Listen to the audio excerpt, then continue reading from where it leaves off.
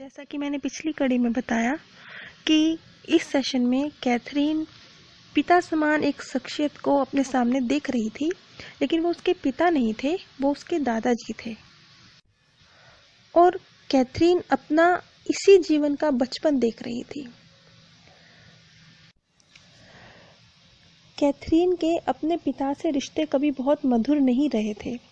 उन्होंने कैथरीन को कभी एक पुत्री समान प्रेम नहीं दिया था।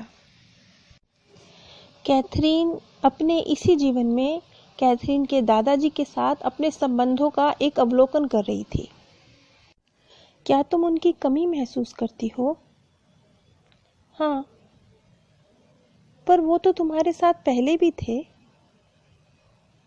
वो हमारे साथ बहुत अच्छे थे, हमें बहुत प्यार करते थे। उन्होंने कभी हम पर गुस्सा नहीं किया। वो हमें पैसे भी देते थे और अक्सर हमें साथ घुमाने लेके जाया करते थे। उन्हें ये सब करना पसंद था, पर वह मर गए। पर तुम उनके साथ फिर से रहोगी, ये बात तुम जानती हो। हाँ, मैं उनके साथ पहले भी थी। वो मेरे पिता जैसे नहीं हैं। ये दोनों बहुत अलग हैं। ऐसा क्यों है कि एक तुमसे बहुत प्यार करता है और दूसरा नहीं? क्योंकि मेरे दादा ने सबक सीख लिए हैं। उन्होंने अपना ऋण चुका दिया है, लेकिन मेरे पिता का अभी भी अपना कर्ज चुकाना बाकी है। वो बिना कुछ सीखे ही वापस आ गए हैं। अब उन्हें फिर से सीखना होगा। हाँ, उन्हें अभी प्यार करना और देखभाल करना सीखना है।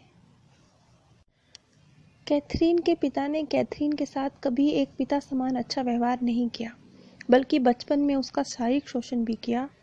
और वो हमेशा बच्चे को एक चीज की तरह ट्रीट करते थे, ना कि उसे एक इंसान समझ के प्रेम देते थे।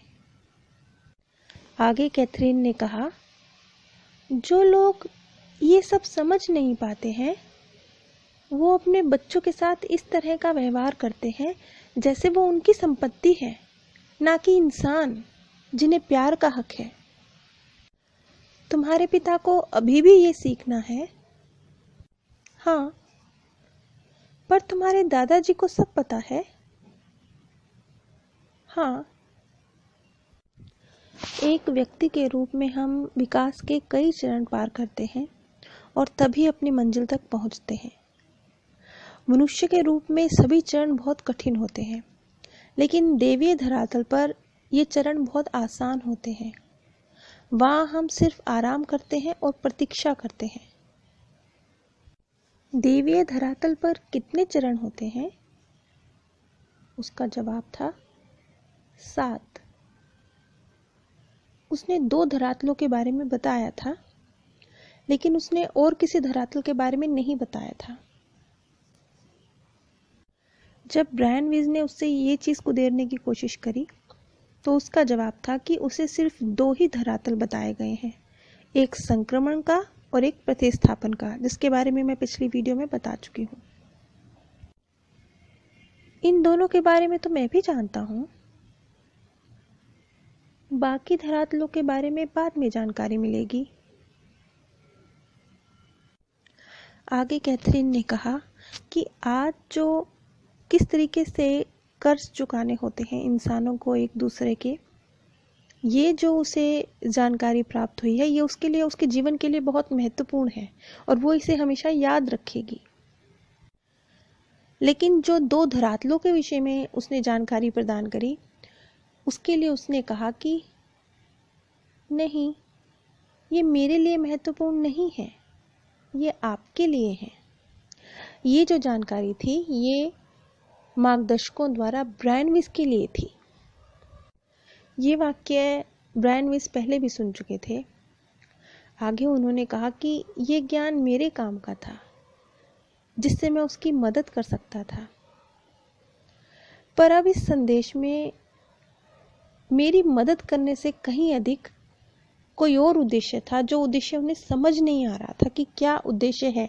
ये जो 2 संदेश, 2 धरातलों के विषय में उन्हें संदेश उन तक पहुंचे हैं, इन संदेशों का क्या उद्देश्य है?